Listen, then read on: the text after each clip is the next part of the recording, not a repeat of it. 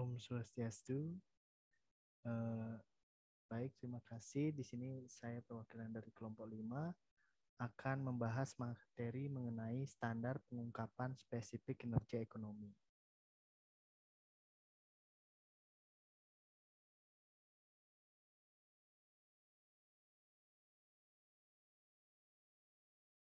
Sebelumnya, alangkah baiknya kita memperkenalkan diri dulu.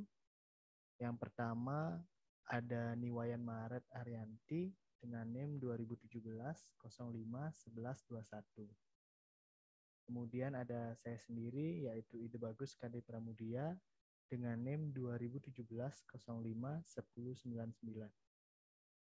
Kemudian ada Kade Adi Pratiwi dengan NIM 2017-05-1107. Dan yang terakhir ada Kade Mita Hardiana dengan NIM 2017-05-1114.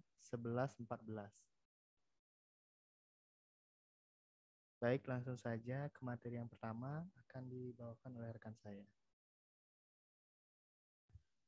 Baik, di sini saya akan memaparkan materi pertama, yaitu nilai ekonomi langsung yang dihasilkan dan didistribusikan. Informasi tentang pembuatan dan pendistribusian nilai ekonomi memberikan indikasi dasar tentang cara sebuah organisasi menciptakan kekayaan untuk para pemangku kepentingan. Beberapa komponen dari nilai ekonomis yang dihasilkan dan didistribusikan juga memberikan profil ekonomi organisasi yang dapat berguna untuk menormalkan angka-angka kinerja lainnya. Jika disajikan dalam detail tingkat nasional, nilai ekonomi yang dihasilkan dan didistribusikan bisa memberikan gambaran berguna tentang nilai tambah moneter langsung untuk perekonomian lokal. Jadi ada beberapa komponen dalam nilai ekonomi yang dihasilkan dan didistribusikan, diantaranya yaitu next.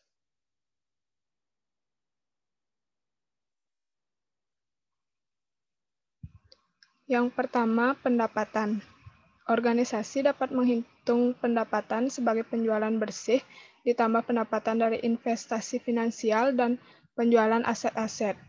Penjualan bersih dapat dihitung sebagai penjualan kotor dari produk dan jasa dikurangi keuntungan, potongan harga dan tunjangan. Pendapatan dari investasi finansial dapat mencakup uang tunai yang diterima sebagai bunga dari pinjaman finansial, dividen dari kepemilikan saham, royalti, dan pendapatan langsung yang dihasilkan dari aset seperti penyewaan properti. Kemudian pendapatan dari penjualan aset dapat mencakup aset fisik seperti properti, infrastruktur, dan peralatan, serta aset non-fisik seperti hak intelektual properti, desain, dan nama merek. Kemudian yang kedua yaitu biaya operasional.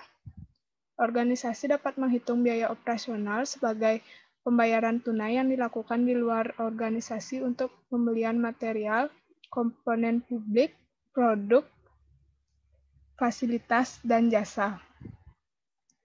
Pembelian jasa dapat mencakup pembayaran untuk pekerja lepas, instansi penempatan sementara, dan organisasi penyedia jasa lainnya. Biaya yang terkait dengan pekerja yang bukan karyawan yang bekerja dengan jabatan operasional dimasukkan sebagai bagian dari jasa yang dibeli, bukan sebagai gaji dan tunjangan karyawan. Biaya operasional dapat mencakup sewa properti, biaya lisensi, pembayaran fasilitas, royalti, pembayaran untuk pekerja kontrak, pembiayaan pelatihan jika menggunakan pelatih dari luar, kemudian pakaian pelindung pribadi. Next.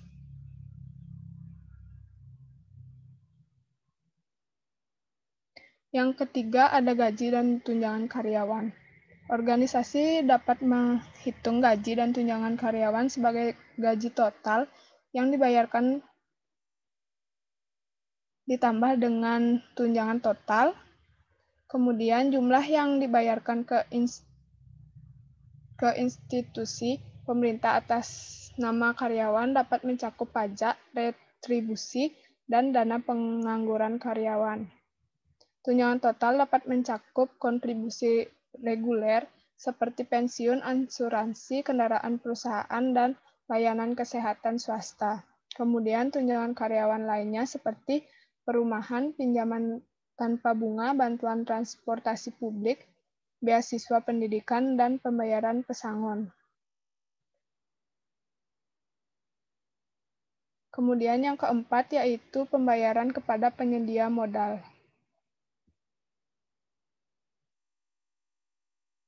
Organisasi dapat menghitung pembayaran kepada penyedia modal sebagai dividen untuk semua pemegang saham, ditambah pembayaran bunga kepada penyedia pinjaman.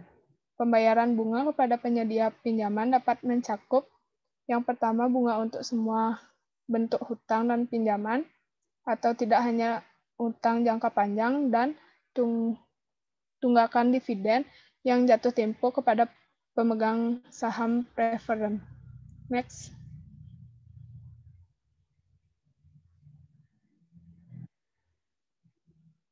Kemudian yang kelima yaitu pembayaran kepada pemerintah. Organisasi dapat menghitung pembayaran kepada pemerintah sebagai semua pajak organisasi ditambah denda terkait yang dibayarkan di tingkat lokal, nasional, dan internasional. Pajak organisasi dapat mencakup pajak perusahaan, pajak pendapatan, dan pajak properti. Pembayaran kepada pemerintah tidak mencakup pajak tangguhan karena mungkin tidak dibayar.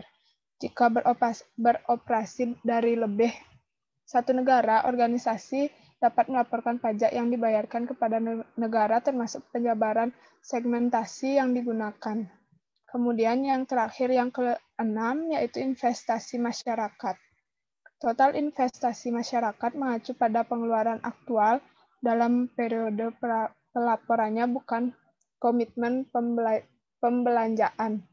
Organisasi dapat menghitung investasi masyarakat sebagai donasi sukarela, ditambah investasi dana di dalam komunitas yang lebih luas, di mana penerimaan manfaat yang ditargetkan berada di luar organisasi. Donasi sukarela dan investasi dana di dalam komunitas yang lebih luas, di mana penerimaan manfaat yang ditargetkan berada di luar organisasi dapat mencakup kontribusi untuk badan amal, dana untuk mendukung infrastruktur masyarakat, dan biaya langsung program sosial. Sekian materi dari saya. Untuk materi selanjutnya akan dipaparkan oleh teman saya. Terima kasih. Baik, terima kasih atas waktunya. Jadi, saya akan melanjutkan materi mengenai implikasi finansial serta risiko dan peluang lain akibat dari perubahan iklim. Perubahan iklim memberikan risiko dan kesempatan bagi organisasi, investor, dan para pemangku kepentingannya.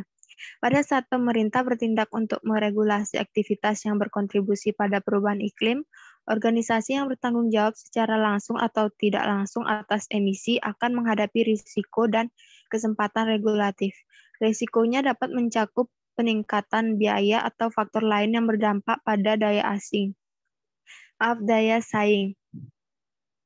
Namun, batasan mengenai emisi gas rumah kaca juga dapat menciptakan kesempatan bagi organisasi karena dibuatnya teknologi dan pasar baru.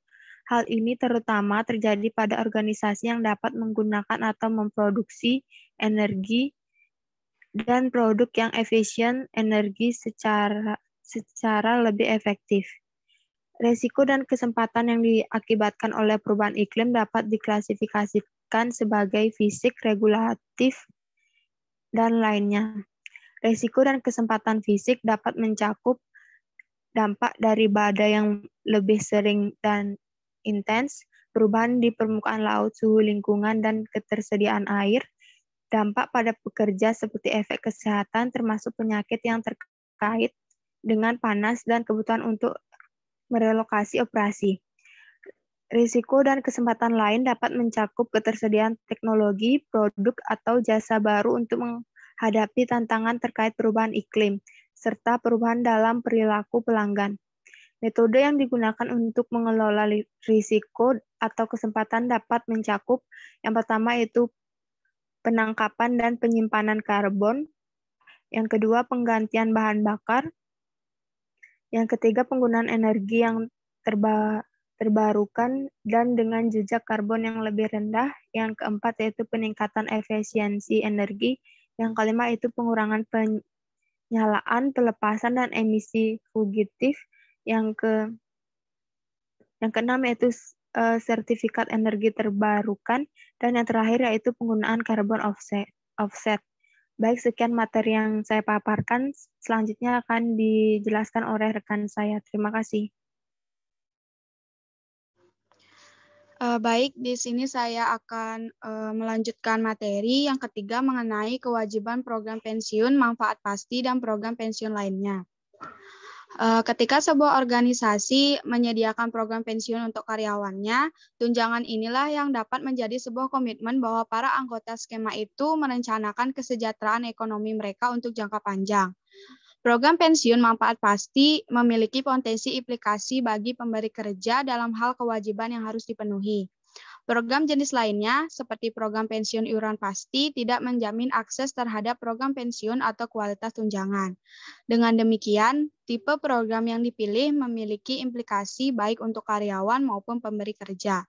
Sebaliknya, program pensiun yang didanai dengan tepat dapat membantu menarik dan mempertahankan karyawan, serta mendukung perencanaan keuangan dan strategis pemberi kerja untuk jangka panjang.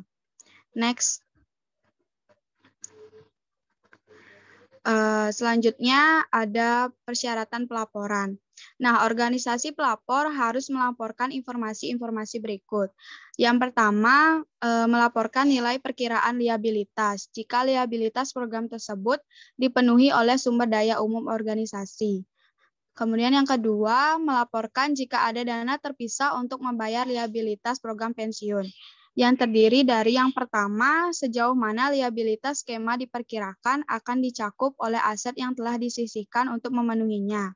Yang kedua, dasar bagaimana perkiraan itu dibuat, dan yang ketiga, kapan perkiraan tersebut dibuat. Yang ketiga, melaporkan jika dana yang dibentuk untuk membayar liabilitas program pensiun tidak sepenuhnya dicakup. Jelaskan strategi jika ada yang dianut oleh pemberi kerja untuk mengupayakan penjaminan penuh dan skala waktu. Jika ada yang menjadi batasan pemberi kerja untuk mencapai penjaminan penuh. Next.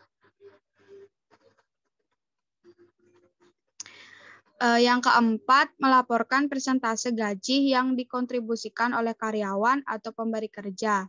Dan yang kelima, melaporkan tingkat partisipasi dan program pensiun seperti partisipasi dalam skema wajib atau sukarela, skema regional atau berbasis negara, atau yang memiliki dampak finansial.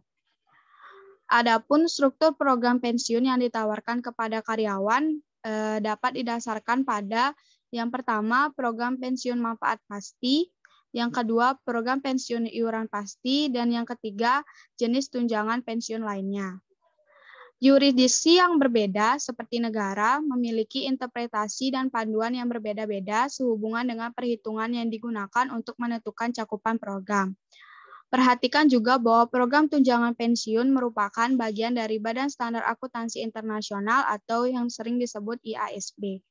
Sekian materi yang bisa saya sampaikan. Materi selanjutnya akan disampaikan oleh rekan saya. Terima kasih. Baik, terima kasih. Selanjutnya yaitu bantuan finansial yang diterima dari pemerintah. Seperti yang kita lihat pada slide, yaitu persyaratan pelaporan. Organisasi pelaporan harus melaporkan informasi sebagai berikut.